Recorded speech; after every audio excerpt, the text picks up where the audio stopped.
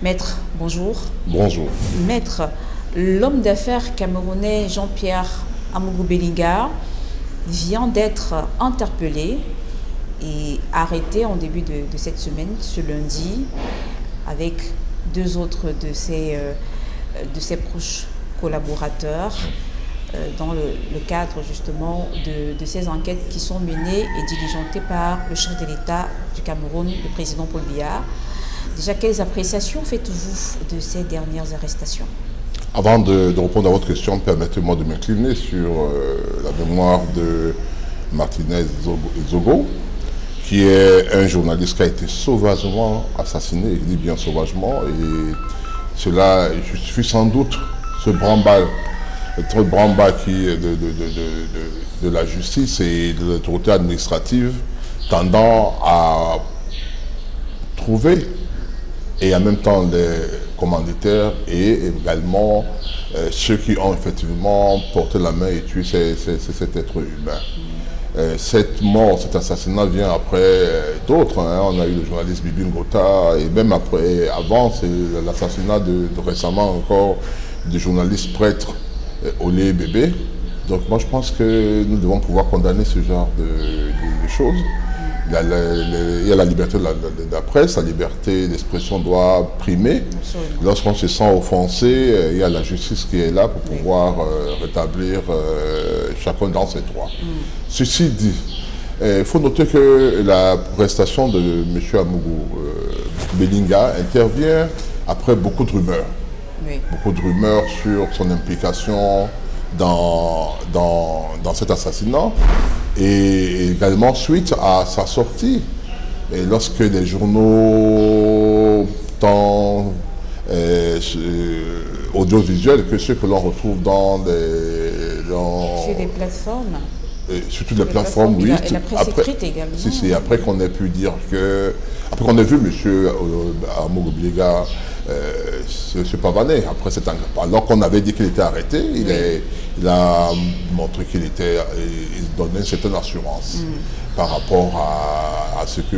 Une assurance, il laisserait quoi, qu'il ne se reprocherait de rien. Et qu'il narguerait les autorités? Non, moi je ne peux pas parler de narguer. En fait, on peut avoir une double comment je peux dire ça, analyse des faits.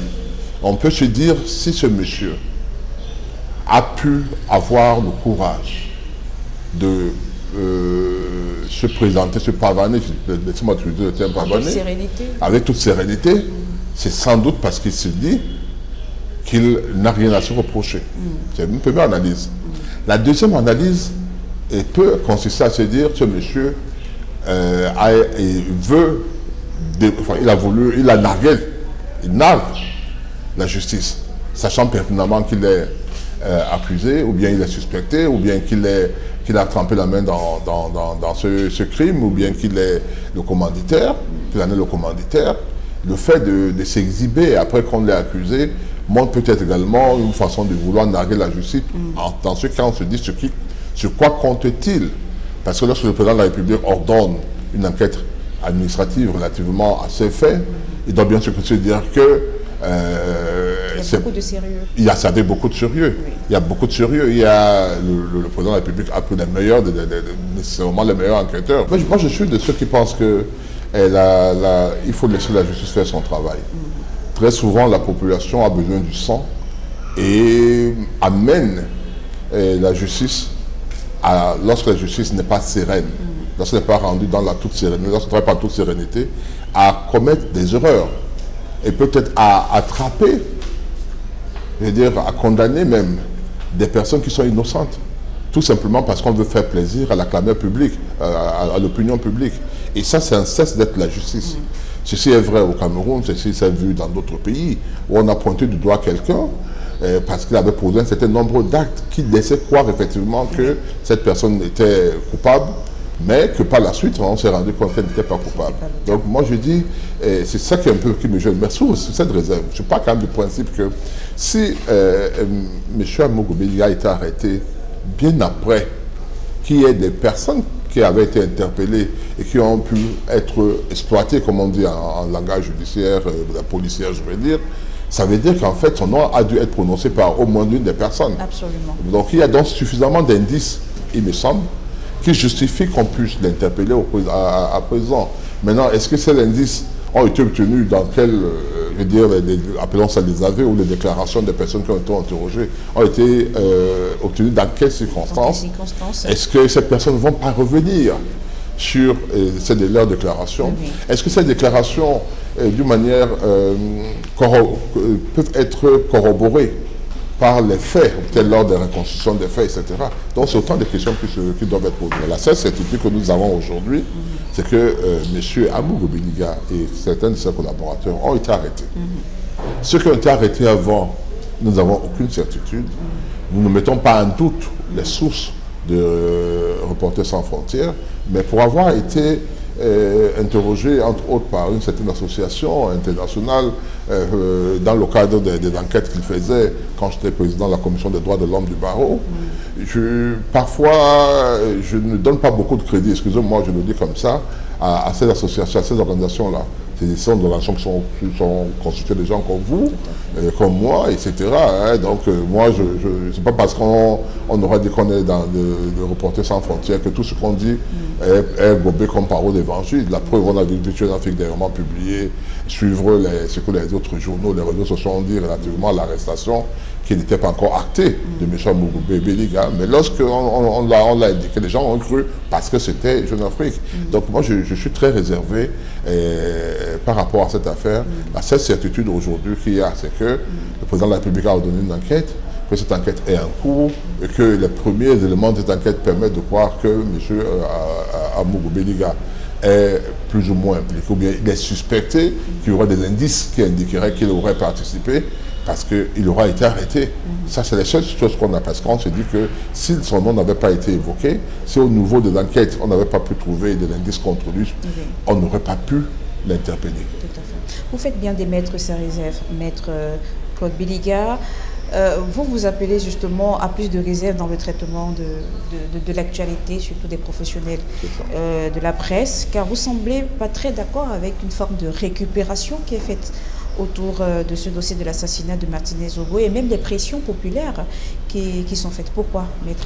Parce que non, il est normal que la population soit révoltée, revulsée par rapport à ce crime odieux. Moi, tout le monde, il faut ne pas avoir, il faut être, je ne sais pas quoi, un animal pour ne pas réagir de cette manière. Par contre, ce qui est mauvais, c'est que certains en profitent pour faire des règlements de compte.